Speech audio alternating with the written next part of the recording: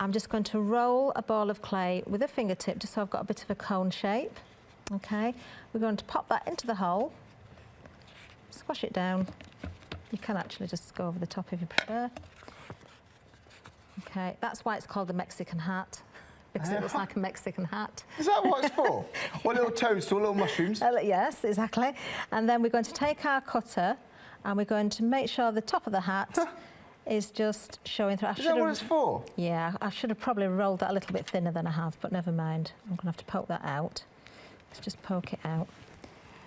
Clay is thicker than I would normally have it, but we can make a much larger flower, because what I'm going to do is then get the ball tool, and you can use the small end if you prefer, and just roll out each of those petals. Now they're a little bit like heart-shaped petals on the primrose.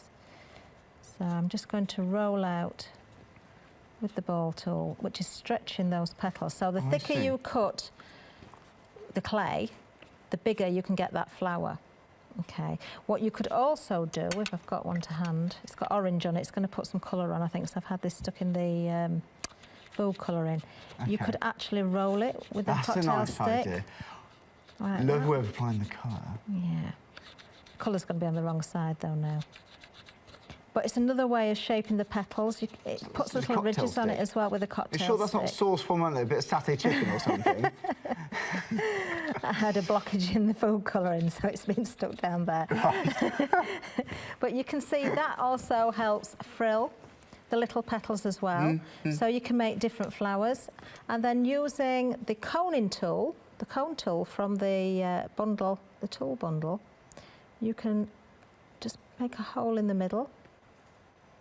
And you could feed some stamens into there, or just paint the centre. But this has little ridges on it as well, so it puts some detail in there. So I would probably, I'm making a bit of a fantasy flower now. Let's do something a little bit different. So we've got some powder, and then you can pick up with a soft paintbrush and just dust some colour into the centre. Yeah, we're not going to go all the way out with it. I've still got that orange on the petals on the other side, but it's just very subtly adds some colour. So we're going into the middle and coming out into the petals a little bit. And if you have like alcohol inks on there? You could use, yes, you could use alcohol inks as well. Yeah. But nice. These, it's nice to use the chalks because it does keep it very, very subtle. But as the clay dries, you will see the strength of colour coming out a little bit more. And then what I'm going to do, I'm going to grab a little bit of that aqua colour clay that I had earlier, and I'm going to work with really small pieces here. Just going to roll a little ball of clay, and I'm going to feed the wire through, just so that little hook is just at the top there. Don't know if we can see that. There it is. Yeah, and that will dry around there. I've just got 3 of those.